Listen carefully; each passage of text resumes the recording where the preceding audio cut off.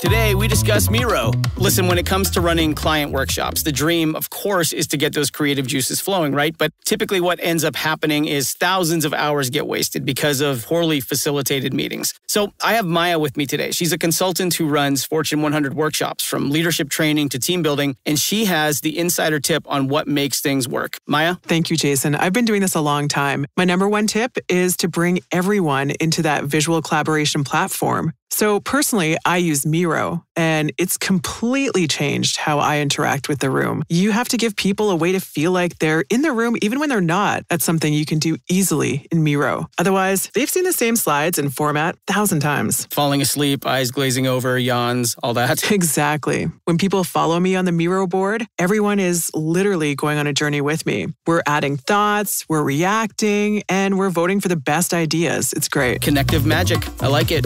That's MIRO.com.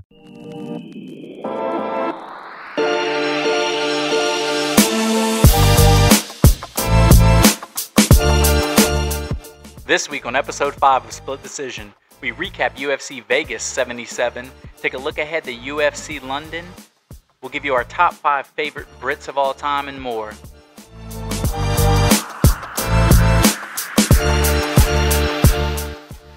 Diving into our UFC Vegas 77 recap, we'll start off with the main event, Holly Holm versus Mayra Bueno Silva. What'd you think of this fight?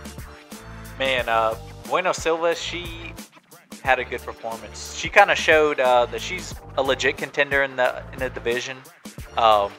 She got Holly Holm, I believe the term is a ninja choke. Ninja choke. Modified ninja is what it ended up being. I had her kind of building confidence to the end of the first round, and then at the start of the second round, she kind of caught Holly Holmes going for a takedown, and she cinched up that ninja choke and just held it in standing until Holly tapped. Quick tap. I think that's just part of the game. Holly Holmes, 41 years old. This is an up-and-coming girl, Bueno Silva. It's just a career, I'm not going to say going down, but it's not on the upswing versus the career in like the middle of an upswing. She moved up to in third in the rankings now, Bueno Silva, so she's definitely a contender. Yeah, honestly, I think that's just what happened. It was just two careers going in different directions. Yeah, and definitely Holly Holm will be back. All right, so the next fight is the co-main event of the evening, Jack Della Maddalena versus Basil Hafez. Coming in, I think everybody thought this was going to be a quick fight and JDM was going to steamroll Hafez. But on the contrary, this is probably the closest fight of the night. Yeah, I had Basil Hafez winning the first round, keeping control, showing his skills. I think Della Maddalena, as well as the rest of the entire world, were completely shocked by this. Yeah, a late replacement, first fight in the UFC. He really put on a good show. Yeah, Maddalena won the second and third round. He did take, at least in our opinion, he did take the fight by split decision. Yeah, I had it 2 rounds to 1 for JDM. But that second round, honestly, it depends what you value more. JDM had more damage on the feet. Hafez had the control on the ground. Yeah, this could have gone either way, but I had a JDM 2 rounds to 1. I as well. Listen, this is very similar to kind of what everybody thought was going to happen with the Bo Nickel, Val Woodburn fight from last week. Basil Hafez, that guy's a contender. He needs to be kept, not a contender yet. I'm saying he's on his way to being a contender. He definitely belongs in the UFC. Right. I doubted him. 98% of everybody else on the planet doubted him. I looked on Verdict, and the most popular prediction for the fight was a first-round knockout. I think that's what I had too. Yeah, right. And I think everybody thought that, and he really put on a good show where it was arguable he did win the fight. But yeah, props to these two guys. This was a good fight. Now, one quick question before we move on. Do you think this spells danger for Della Maddalena, or do you think he's still on his rise? I think he's still on his rise. This was probably a big wake-up call for him, though. But you also got to still remember, he had to cut weight twice in 2 weeks. That takes a toll on your body. This is his third opponent in a week.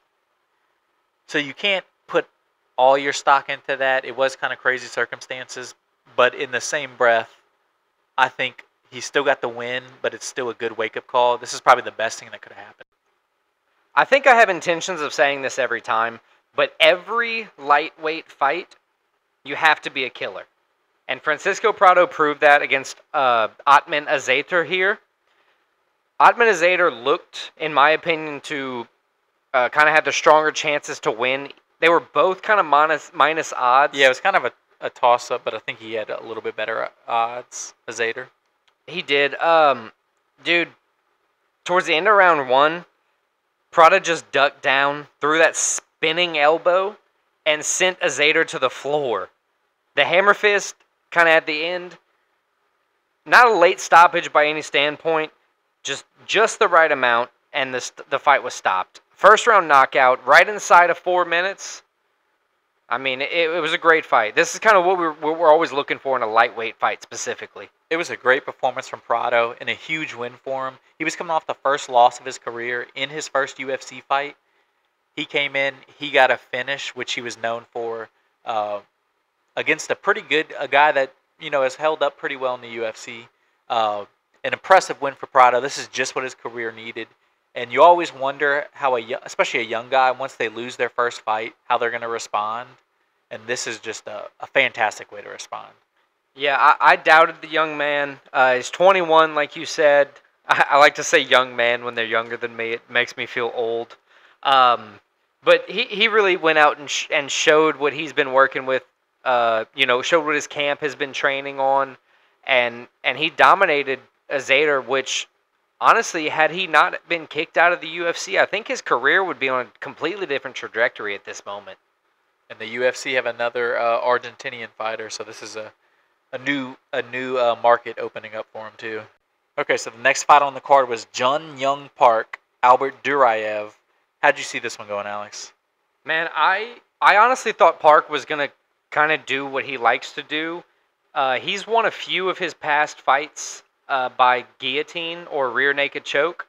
He likes to choke people. He really likes to choke people, and you know what? We were right. He choked him out. Albert Duraev went down in the second round. He put in the work with the body kicks and punches, huh? Right. Park. So at the end of the first round, he had, a guillotine going in, and honestly, his biggest problem there was just the clock. I don't know how Duraev didn't tap, but, It was one of those, I think he kind of willed it because that choke was in. I think he knew the clock, and he was just...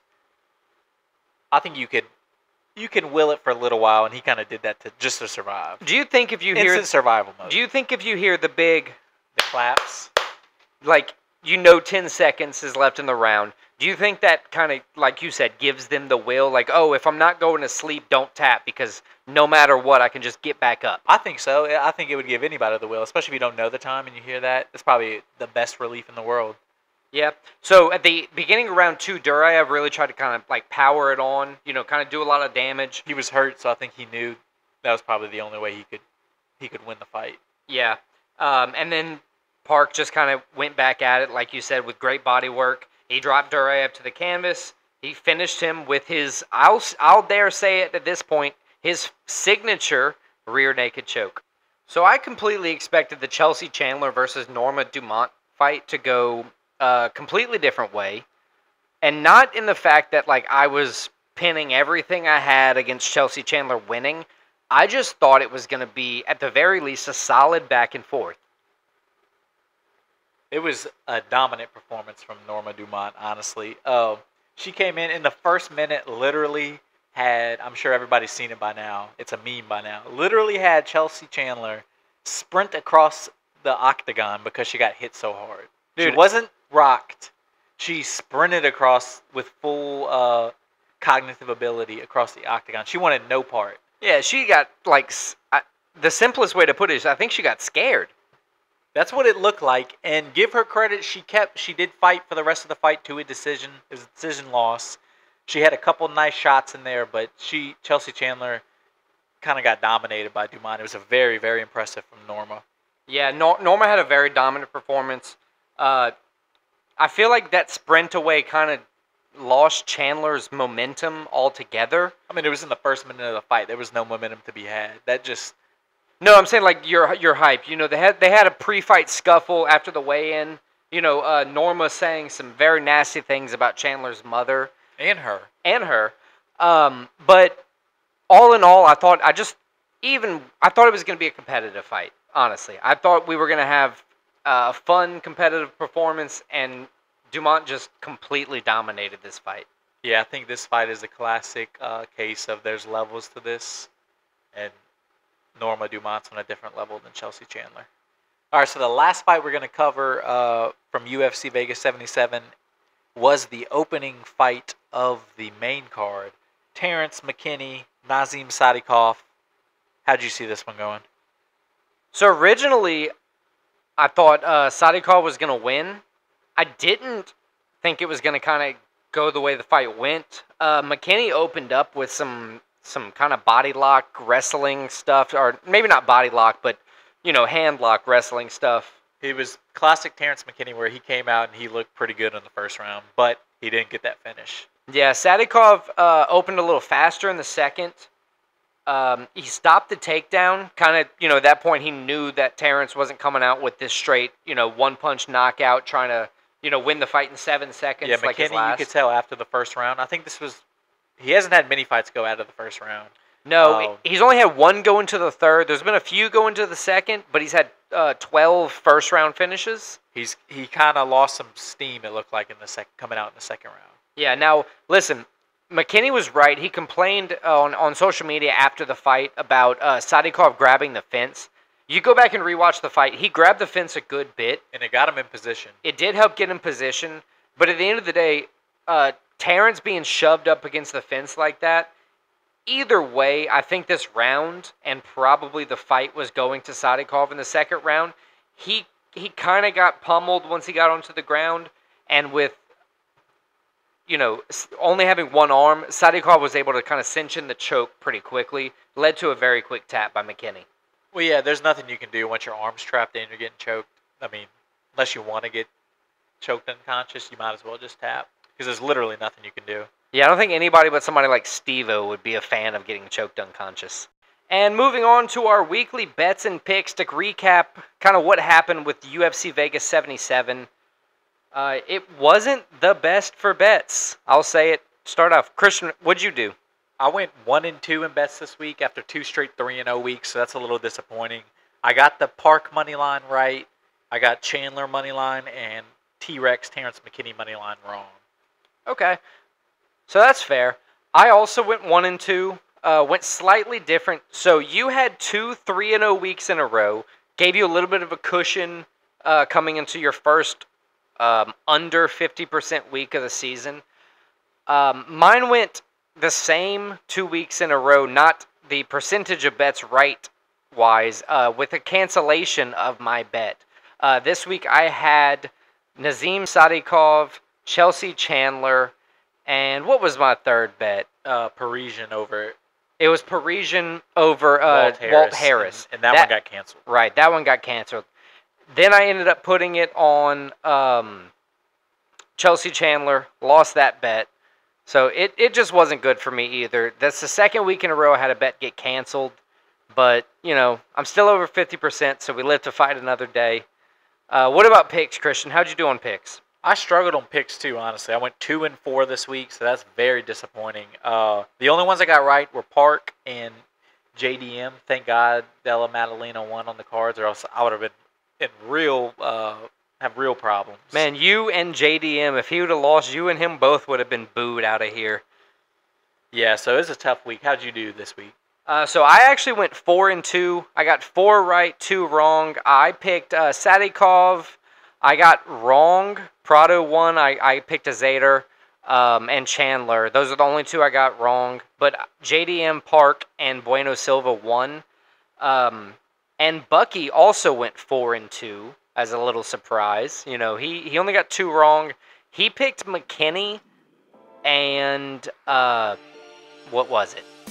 Oh, he picked McKinney and Holm. Yeah, that's what it was. He picked Holly Holm. Yeah, so he only got the first fight in the main event wrong. Everything in the middle he got right, moving him to 4-2 for the week. Pretty good. Yeah, good start for the dog. To wrap up, kind of like a weekly overture to give you like a season-wide stat. So far in the season, Christian, with bets, you've won 8, lost 4, so you're at 67%. So looking good there. I, for the season on bets, am 6 wins, 5 losses, and one fight that I had locked in was drawn a no contest or a draw, so it was a voided bet. Leaves me at 55%. With the picks, Christian 16-12, 58%, and I am 19-9, 68% there. With Bucky starting off a little bit slower than everybody else, he is 6-5, still positive, but a little bit behind everybody.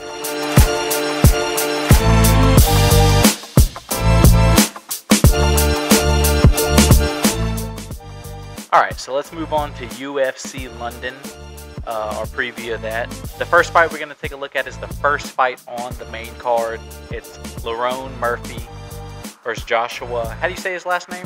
I think it's Coulibaly. Coulibaly. The Australian Coulibaly versus the Englishman Murphy. So it's going to be a home fight for Murphy. Yeah, so Lerone's never been beaten. He's 12-0, 1 draw. 4-0 and 1 in the UFC. Pretty impressive. He's kind of shown he can get it done in the UFC, which we always say there's levels to it. He's shown he can at least compete on this level. Yeah, 2 UFC knockouts, so he can get finishes in the organization. And then you go to Josh Coulibaly. He's trying to extend his win streak to 4. So what do you think's actually going to happen in this fight? So honestly, I think this might be one of the better fights of the night. My pick for the fight is Murphy. I just think he's a little more skilled than Coulibaly, but honestly, it could go either way.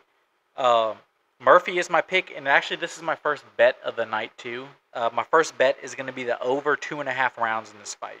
I think this is a fight. Coulibaly's never been finished. Murphy, while he has KOs, he also goes the distance a good bit. I think Murphy's going to win. What about you? I also have Murphy winning, and coincidentally, this is also my first bet of the night, over 2.5 rounds. I kind of see this going in Murphy's favor. Not anything against Coulibaly. I think it's going to be a great fight. I just think Murphy has what it takes to kind of outlast him. I think it's going to go to a decision, and I think Murphy's going to kind of show the significant strikes, the damage. You got to remember, he's fighting at home too. This is a big deal to be fighting in England. They don't do this, but once, twice a year. So this is a big deal for him. Right. And UFC made it a point to fill this card up with, kind of hometown fighters or home country fighters at the very least. All right, moving on to Jai, the Black Country Banger Herbert versus Ferris, Smile Killer Zayam. This fight at lightweight is kind of strange for how tall they are, 6 foot and 6'1". Yeah, you don't see the 6 foot guys at lightweight very often. Yeah, Herbert drew his last fight against Ludovic Klein. Yeah, he comes in 2-3-1 in the UFC, and all 3 of those losses he's been finished. So that is something to watch out for Herbert. I agree. One of the things here, though, with Zayam is he's won all of his by decision in the UFC. His 3-2 in the UFC, all by decision. Right. Wins. And he's got 5. So here's his career wins. He's got 5 career KOs, 4 career submissions, and 4 career decisions. So for most of his decisions to come in the UFC, my personal thought is that Jai Herbert is going to have what it takes to kind of win the fight here. See, I don't think that's any indication of his skill level because he has a better record than Ja in the UFC. But I actually do have Ja winning. I think the UFC, he's an Englishman. They wanted to set him up, give him, a good matchup for him. I think Herbert is going to win. So he's my pick for the fight. He's also my second bet for the fight. I have Jai Herbert money line. That kind of shows you where my confidence was. I watched, as much tape as I could on both of these guys. There's not, a whole lot to see of either one of them, even though they both have, 10-plus wins. A lot of those are in regional circuits, and you just can't see it. You have to read about it. And it doesn't really show you, everything you can see about that fighter. All right, so the next fight we're going to cover is Paul the Bear Jew Craig, Andre Sergipano Munoz. Paul comes in. He's a jiu-jitsu specialist. He has 16-6 wins. And did I get this right? Do you have one draw? He has one draw? He has one draw, yes. 13 out of his 16 wins are by submission. So this is a guy that likes to choke people. He likes to grab some limbs. He's 8-6-1 in the UFC, though, so it's kind of been an up-and-down road for him. But he does have some nice finishes, some nice wins. He has a win against the current light heavyweight champ, Jamal. Well, I guess he's not the champ anymore, Jamal Hill. I was going to say he had to vacate the title recently to a just completely torn Achilles in a basketball game. But Paul's kind of all over the place. And then Munoz comes in 23-5. This is the dude. He also loves submissions. He has 15 out of his 23 wins of submissions. He loves the armbar. He has multiple wins by the armbar, and he comes in 5-1 in the UFC, but he's coming off his first loss, so it's always interesting to see how some of these guys react to their first loss in the organization. Yeah. So speaking on that, both fighters are coming off of a loss. Paul Craig, you said he was 2 losses in a row. 8-6-1. He's honestly looking to stop the slide here. He's beaten people, as you said, like Jamal Hill, and in his mind, there's no reason he's losing fights like he's been losing. Listen, he can win by TKO, but I think we all honestly think for him to aim for the submission here. And, not to discredit Munoz at all, but we just watched Brendan Allen fight, and he was one of the most recent losses to Brendan Allen beat Andre Munoz, pretty recently. Yeah, in February. Right. So, not to say that this is kind of Munoz's slip, but we might be first facing... loss, though, and that's a killer he lost to, so I don't think that's really anything to hold against him. We might be facing a little bit of adversity in the UFC, seeing how he's going to overcome, on his way to a contention. Yeah, so my pick of the night on this fight is Paul Craig, and he's actually my next bet of the night. I have Paul Craig moneyline at plus 180.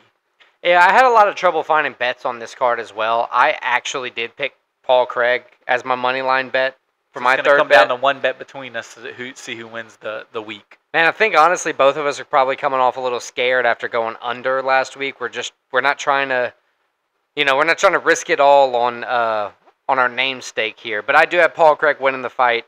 Paul Craig moneyline. Let's lock those in. All right, this featherweight bout features Nathaniel the Prospect Wood versus Andre Touchy-Feely. So, my first opinion on this, just straight out of the bat, is probably the best nickname for a fighter I've ever heard. Touchy-Feely? Touchy-Feely. It's amazing. That is nice. And then, if we're going to comment on it, like you said, the Prospect, you can't be 20. You got to be like 21 and be the Prospect. You can't be 29. I know that's not old in UFC terms and MMA terms, but still, you're not a prospect anymore. Yeah. So, Wood's last loss was in bantamweight. I think he's a pretty good technical fighter. He always kind of finds a way to win. He's 2 straight wins, 6-2 in the UFC. So yeah, that kind of plays to your point. He gets dubs more times than not. Mr. Touchy-Feely tends to be very touch-and-feely with the losses as of late. He's kind of gotten like loss, no contest loss, then a win. This is his last 4. One win in his last 4 fights. So yeah, and it was in his last fight. So before that, he had 3 straight no-win fights. Yeah, so traditionally he pretty much goes like win-loss, win-win loss kind of thing. Yeah, he's 10-8 and 1 no contest in the UFC, so that kind of plays to that point. He's never really established himself as a top contender in a division. Right. Nathaniel Wood here, I think he's kind of poised to win this fight. I have him as my pick. I'm not very confident in the money on any of it here. Yeah, minus 190. It's like it's not enough money for me to put on him. It's not enough good enough return. Right. But I also have Wood as my pick. Yeah. I just think he's a guy like we said earlier about Holly Holm, Bueno Silva. Wood's a guy kind of on the rise. They're building his career, and Touchy-Feely, he's kind of just stagnant. Yeah, I think we definitely look out for Nathaniel Wood's rise to continue here. Okay, so now let's take a look at the co-main event of the evening. It's Molly the Meatball McCann versus Julia Stolarenko. Molly comes in. She's coming off of a loss. Before that, she had 3 straight wins. Her last 2 wins are both by the spinning elbow. So that's pretty impressive. She's 6-4 in the UFC. So she started off very poor in the UFC. She's turned it around as of late. Besides her last fight, she's going against Stoliarenko, who honestly, to put it as nicely as possible, she struggled in the UFC. She's 1-4, so she really needs a win right here. Yeah, her last loss was to Chelsea Chandler. Actually, she was knocked out the end of the first round. First round, yeah. But this is also her first fight in flyweight, so I think she's trying to kind of stop her slide here, if we could say that. Stop her losing efforts by changing weight classes, seeing if she can kind of generate more power in flyweight. Yeah, just trying to get some kind of grip, like you said, stop the slide. Right. Honestly, I think the UFC really likes Molly Meatball McCann. I really like Molly. I think they're kind of setting her up for a win here. She's the fan favorite. She's the betting line favorite. She's one of the biggest favorites on the card, on the main event, on the main card. -255, I have her as. So, I mean, and while Molly was submitted last fight out, and Blanchfield is a legit, like, one of the best in the division. So that's not even a loss you can, like, hold against her. Right. That was actually what I was going to say. While she was subbed her last time out, and Stoliarenko's wins usually come from submissions, I don't think that's going to happen here. I don't think we're going to be surprised by Stoliarenko losing here. And nothing against her. I think McCann just comes out the better fighter. Yeah, I have Molly McCann as my pick for this fight, and actually my last bet of the night, my third bet, is going to be the over 2.5 rounds. I have this fight going the distance. Now moving on to the main event of the evening, we have Tom Aspinall versus Marcin Tybura. At heavyweight, I think this is going to be a pretty crazy clash. We have Tom Aspinall, kind of heavy favorite at -520. What do you think is going to go on here? So Tom, he's coming off his first loss in the UFC, but honestly, it's hard to even count it as a loss. He got hurt. He hurt his knee 15 seconds into the fight against Curtis Blades. Besides that, he's a finishing machine. 5-1 in the UFC. All 5 of those wins are finishes. All 12 of his wins are finishes. He's never been to the scorecard. He can sub guys. He can knock guys out. He's one of the most talented and exciting heavyweight guys coming up. He's a guy that could definitely, he seems like future title contender. I expect big things from Tom Aspinall on this. Yeah, so with Tybura, his last 3 fights ended in decision. He's won 2, lost 1 of those. He's won 8 of his last 9 fights, though, so he's been on a roll. Yeah, my biggest thing to wonder, and the only reason I bring up the last 3 specifically, is because he's a heavyweight. They're both heavyweights. He's 37. At a certain point, you just have to wonder, like, is it a gas problem? But, I mean, he went to the all the way in February, so, I think that kind of plays to Aspinall's benefit. In my opinion, that's why Aspinall's so heavy favored on this fight. Well, because he's not going to the card. Right. When Tybura needs, that's kind of what I'm saying. And what I'm worried about in Tybura's age is that he may need to go to the card to get the wins now. So he's losing some power is what you're saying. Yeah. The gas making him lose power. It's hard to make weight when you're having, you're older, having to stay in camp 6-8 weeks at a time. It's harder to recover. I think Aspinall's going to win here. He's a huge favorite. I have him right now at -405. So see, I got him at -520. So he's a giant favorite in this. I also have Aspinall winning. I think he puts on a show. Coming back from injury, I think in front of the home crowd. I think this is going to be a great main card. Good show for the main card. Yeah, I think London, as far as homecoming crowds are concerned, I think all the London crowd is going to just be fantastic this weekend.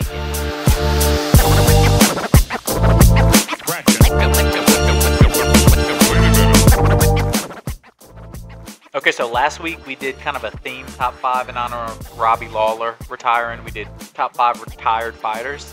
This week, the theme is London. Since we're in England, it's in London, it's in Great Britain. We're going to do a top 5 of our favorite British people of all time. Now, this could be real people. This could be fiction people. Fictionary. Fictional was the word I was looking for. Oh, damn. I just fucked myself over on that one.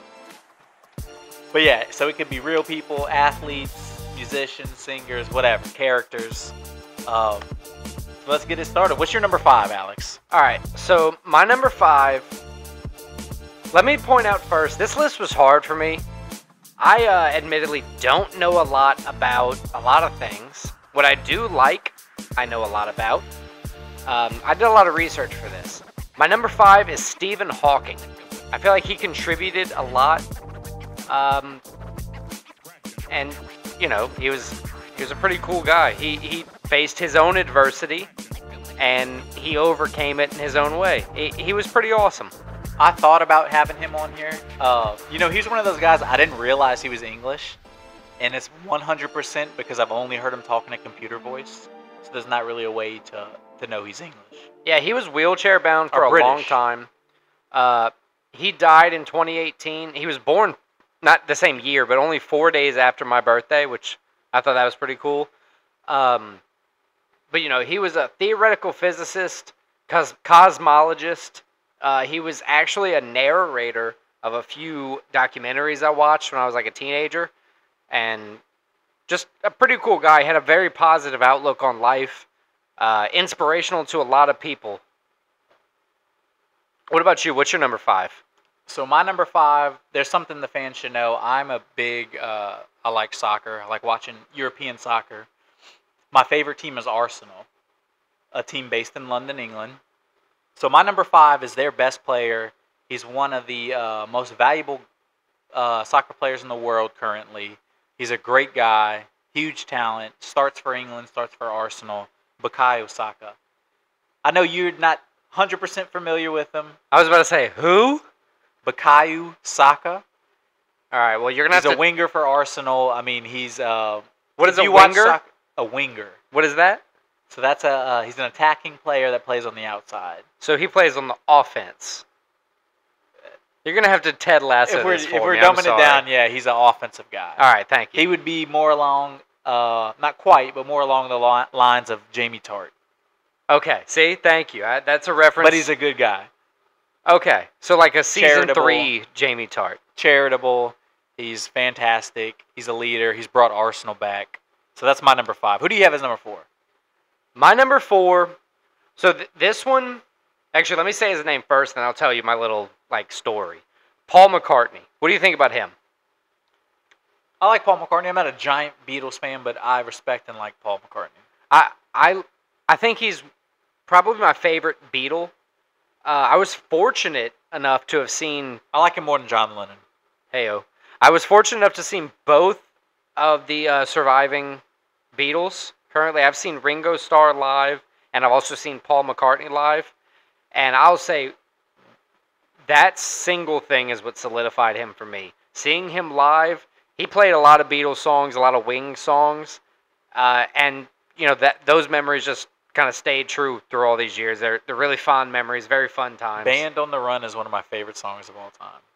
When he did Let It Be live, dude, it felt like you were almost being taken back in time. It was crazy.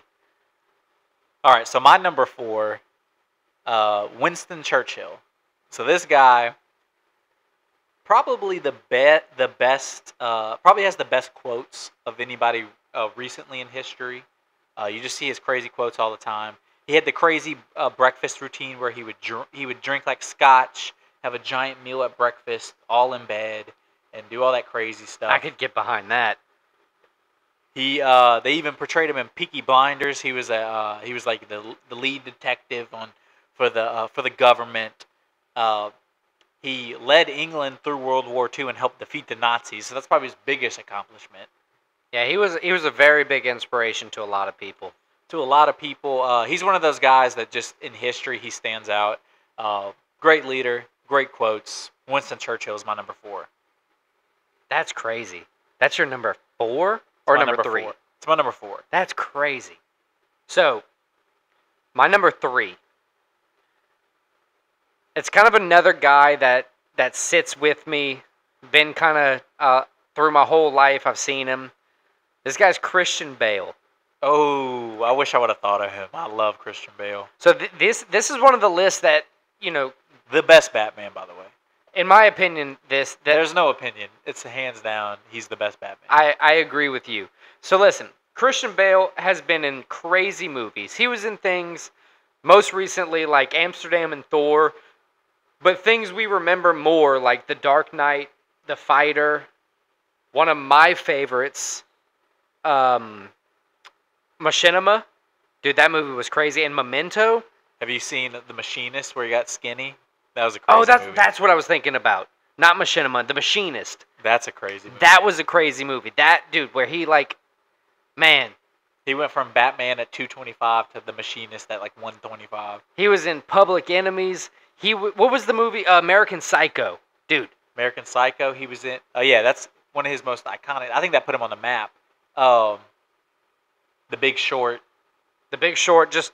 He's such a diverse actor. I honestly, when I was doing my research, he was not on my list. He's from Wales. But in my research, I found out he was British. I thought he was Australian, so my apologies. But yeah, my number 3, Christian Bale, all-time actor, very dynamic, crazy range. What you got for number 3? So my number 3, I went the music route, musician for number 3. I went Jimmy Page, lead guitarist, Led Zeppelin. He's regarded as one of the best and revolutionary guitar players of all time and of his time, of the greatest band of all time. So many good songs. He's still around today. He still can shred on the guitar. I mean, how can you not like Jimmy Page? So Jimmy Page, he's done pretty much all the guitar solos I could think about from Led Zeppelin, right? Yeah, he is the sole guitarist of Led Zeppelin. So that's pretty crazy. That's a solid one. I didn't think of. I don't want to spoil my list, but I thought about singers. I did not think about Zeppelin, to be honest with you. Oh, they have a lot of great British guitar players. So that's your number 3, right? My number 3, Jimmy Page. All right, Jimmy Page. Solid answer. My number 2. Also musician. This guy, I think everyone on the planet at some point in their life gets introduced to Queen. Oh, yes. Freddie Mercury's my number 2. He's transformed many movies. He's transformed the music industry. There were full-fledged concerts, like worldwide concerts held when he died. He's an icon to everyone on the planet, in my opinion. Not only British people. Freddie Mercury's my number 2. What do you think of that? I love Freddie Mercury and I love Queen, so I'm all aboard that. My number 2, I went the fictional route for my number 2. The one character you think of when you think of Secret Agent. He has a cool nickname, 007. My number 2 is James Bond. He's been around, I think, since at least the 60s, maybe the 50s. Great movies in pretty much every decade since. The last few with Daniel Craig. This has just been a all-time series, all-time book, all-time character. So my number 2, top Brit of all time, James Bond. I like James Bond. He, unfortunately for me, I didn't think at all about the fictional route, or as I would call it previously, the fictionary route, because I'm a moron. James Bond's a solid answer. When I was in middle school, I actually got, those scholastic book fairs you go to when you're in school? I stumbled across a young James Bond, adventure series, kind of, like a retelling. Dude, it was probably like 3 inches thick. It was the hardest read in the world, but now that, I'm older, I kind of wish I would remember what any of it was about, because I'm sure it was interesting. So let's go to our number 1s. So my number 1 is your number 4, I believe. Winston Churchill. I like that pick. So, being a man from America, I don't feel appropriate naming the best British person. I looked on the internet. I scoured the place among, dude, like 20, 30 websites. Winston Churchill's listed as the #1 British person ever. He was inspirational. You've already said it. He helped lead the way during the war. He helped beat the Nazis. He had a killer eating habit, killer smoking habit. Drinking. He was a man of mans. He could talk. He could write. He has some of the best quotes of all time. Listen, a man's man is Winston Churchill. Maybe the most quotable person of all time. Just a really good guy. Inspiration to all. Helped lead the war against the Nazis. My #1, Winston Churchill. I really like that pick. My #1, I went the fictional route again. Really? The fictional route again. I went, this man is a leader among ordinary men. Rose from literally the bottom all the way to a powerful politician. He went from poor to rich. Who are you talking about? The leader of the Peaky fucking Blinders. Are you serious? Fucking Shelby. Thomas Shelby, he's the best Brit of all time. I mean, there's just no doubt about it. He fought in World War I. As I said before, he rose from the bottom, became one of the most powerful people in England, ran one of the best illegal operations in the country. I mean, even Winston Churchill tried to stop him, but he couldn't. You're right, actually. So Thomas fucking Shelby, he's my #1 Brit of all time, and no matter what you say, I don't think you could change my mind. Honestly, here, I didn't. I know we've talked about it before. I don't think you ever told me your #1 because I don't remember you saying it. That I completely forgot to go the fictional route. I would have had some cooler answers. I mean, my people were all like, you know. I thought you were gonna for sure hit me with Sherlock and Doctor Who. I never saw Doctor Who, but I appreciate, you know, its timeliness over the course of the last 50 years. But dude, Thomas Shelby, when you put me on a Peaky Blinders, I'd never seen it. It had already came out. I was able to binge that show in like 2 or 3 weeks. It was crazy. So it's a crazy show. I agree that's a solid #1. And honestly, I think one of the only people who could beat my #1, Winston Churchill. You know, just an equally inspiring man to fight against the tyranny that sometimes is the government.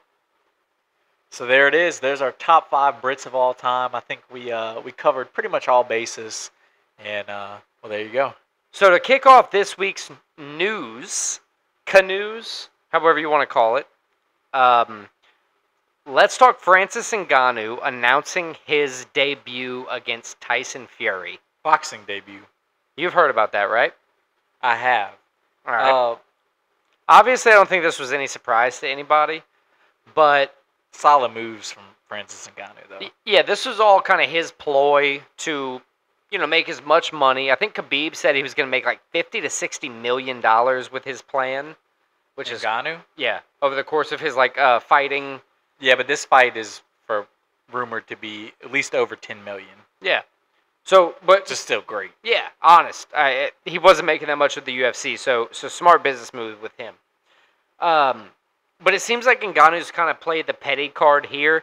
I was doing some research, looking for news this week, and I found out that Ngannou has actually started and is featuring his own promotional company on the Ngannou Tyson Fury fight. That's how you make the real money. You don't want to know what it's called? What's it called? Gimmick Fight Promotions. GIMIK. And that, I can only assume, is an alluded response to Dana White saying it's a direct response. Okay, more direct response to Dana White saying that Ngannou is only going to go box for gimmick fights. And I quote, well, Ngannou said, if you want, you can use my promotional company to book whatever gimmick fights you want. Yeah, I like the power move by Ngannou here. Look, when Dana's going to run slap, that's one thing. But Ngannou's over here to make his own money, his own way, on his own terms. I respect it, and even more, I'm all for the petty card. All right, so next we got these Bellator fighters. Have you seen this? I saw a bit about it on social media. I made a joke about one of them, about when Dana's the president. Obviously, it was a joke, but people are all up in arms about what I said. Yeah, so the Bellator fighters, they've been featured and found, a few of them, a lot of the big stars, on the UFC website on the roster. Now, this is very interesting news. You got to wonder why they're on there. But I will say, they have been on there for a few months. But that raises even bigger questions. Few months, really? A few months. Apparently since April and March. Wow. And apparently, well, not apparently, Bellator is for sale. The PFL has been rumored to be one of the interested parties, but there might be something happening behind the scenes that we don't know about. So, UFC was recently purchased by the same company who owns the WWE, correct? Correct. I mean, what if it's just to not unite, but kind of get everything under the same management, kind of get everything going in the same direction? That way you not unify, but collectively find a way to increase all promotions. I think the U.S. government might have some questions about some antitrust issues, but might as well try. Listen, if all kinds of fights, whether it's Bellator, PFL, bare knuckles, whatever the case is, if all fights get better, I'm all for it. I watch fights as pretty much as a living at this point.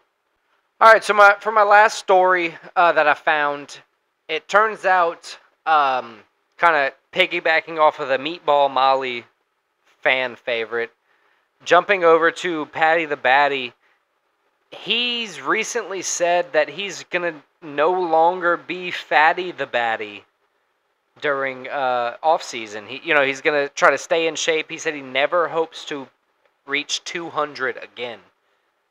I mean, he fights at 155, so that should be a foregone conclusion. But this is good news, because if he ever wants to take the next step in his career and actually be a real contender, he's going to have to stay in shape year-round. Listen to this. So we all know that Paddy trains crazy hard during his camps to cut weight. Obviously, if he's talking about never wanting to be above 200 again, he gets over that sometimes, or often when he's not fighting. Which means you're cutting 40 to 50 pounds of weight just to fight. Now, some people may think that gives you a lot of power, but what it really does is it dehydrates you, it makes you lose a lot of muscle, and it makes you fatigue a lot quicker. Paddy's new thoughts could make him kind of break into that next level, make him a contention fighter. Yeah, he still hasn't lost in the UFC. He had that very controversial win against Jared Gordon. He was given that. And his hype has kind of fallen off since then, but he went, he had surgery, he's recovered, he's taking a little break. If he comes out and he has a new mindset, takes it serious, he has the chance to take the next step. So, typically speaking on British things, you've heard of the Churchill meals, right? Correct. You eat, Bert Kreischer does it, he eats like for an entire day, on Churchill Day, he eats like Winston Churchill. Do you know what Paddy eats in a day? Oh, I've seen some YouTube videos where he's eating like 5 or 6 entrees at a dinner. All right. So this is one challenge I think me and you needed to do, and we need to film it one day. We need to eat like Paddy the Baddy one day on his next fight. On his fight card, we should eat like Paddy the Baddy. That's 8,000 calories in one day. I'm down for it. All right. Well, let's lock that in. Next Paddy the Baddy fight week, we're going to be eating for 8,000 calories apiece that entire day. Lock that in. And that's going to wrap up the news and lead us right into the final segment of the night. Who would win? Are you ready for this? Let's go. My favorite part of the night. All right. So number one, I think I finally found kind of my metric for how I'm going to do this. I think I'm going to do a limb swap.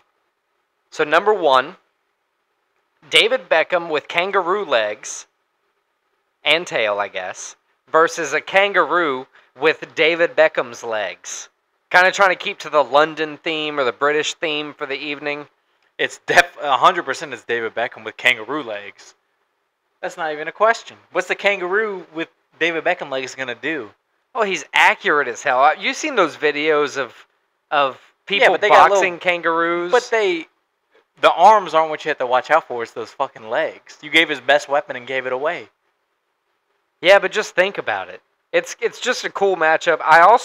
I think half of me was just excited to Photoshop David Beckham's body onto a kangaroo. That's honestly a good enough reason for me. And and to be honest, a lot of people had a big problem with my gorilla versus crocodile debate. So apparently I'm not as smart as I thought I was. So maybe this one's also one of those differing opinions. No, it's definitely David Beckham, kangaroo legs, all day. Okay, fair enough. So moving on to number 2. This would be more of an obscure fight. I think my favorite of the 3 that I've gotten together. Another British-themed fight is going to be Simon Cowell versus Gordon Ramsay. But it isn't fisticuffs. It's only insults. This might be the fight of the century. I mean, this is a hard one to pick. You've got Simon Cowell on one end torturing my childhood with all of his American Idol insults. He killed those people. And then Gordon Ramsay finishing off my teenage years with Kitchen Nightmares and what was the other one? Hell's Kitchen. Hell's Kitchen. Listen, he would call people donkeys. You asshole! I think you got to go Gordon Ramsay strictly because I think chefs are tougher people than like musical artists.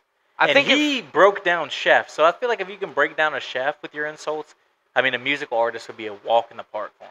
I also think in that same space, while they're not allowed to use hands, I think Gordon Ramsay's size is going to play to a significant advantage there, where you can he's big enough to tower over you, screaming, "You donkey!"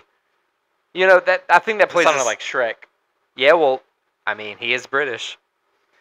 But yeah, I think Ramsay wipes the floor with Cowell.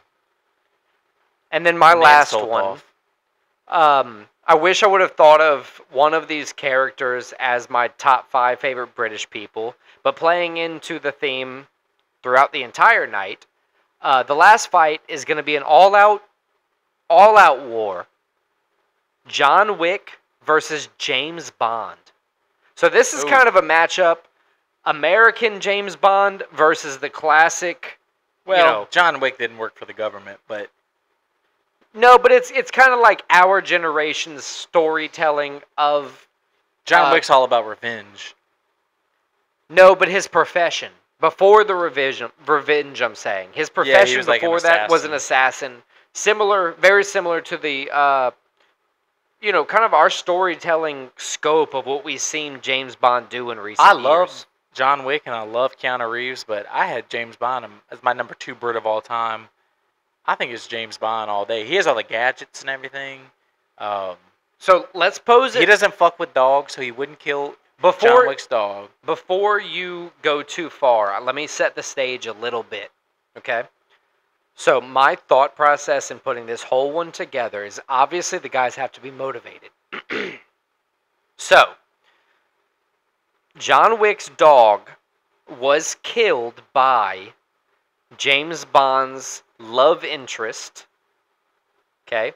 The retaliation was John Wick killing the love interest of James Bond to get the attention of James Bond. So equal... God damn, you thought about it. This is a movie. Right. This is equal motivation here. Because you need both guys at their best. Honestly, if it's just a dog, James Bond's not going after it. You stated that. If it's just a girl, John Wick's not going after her. You have to have equal stakes. So what do you think when you stack the odds, James Bond's mistress is gone, the dog's gone? So go. I have a question. Have you seen the latest John Wick? No. So but I've seen the spoilers. So is he alive at the end? That's kind of the cliffhanger. It seems as though they were waiting on a box office to tell the tale. So if there's a John Wick 5, they kind of left it open-ended with that intention. So my only thought is I had never seen John Wick die on screen, and we kind of saw, at least in the latest James Bond film, we saw him die on screen. But we've also seen 9 generations of James Bond. That is true. He's around from the 50s all the way to 2020s. Yeah, 2022 was the last movie. I think I still got to stick with James Bond. Just with all the gadgets, he's a literal secret agent. He's trained. Yeah.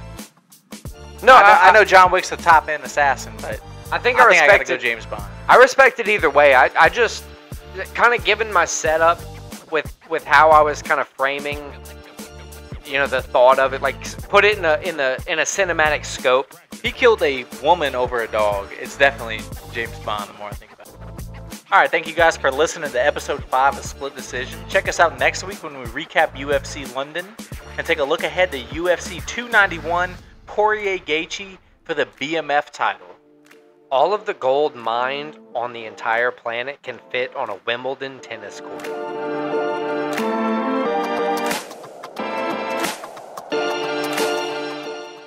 Like and subscribe to this episode of Split Decision, and check us out at splitdecision.blog, where you'll find our most recent posts, videos, and all the links to our socials.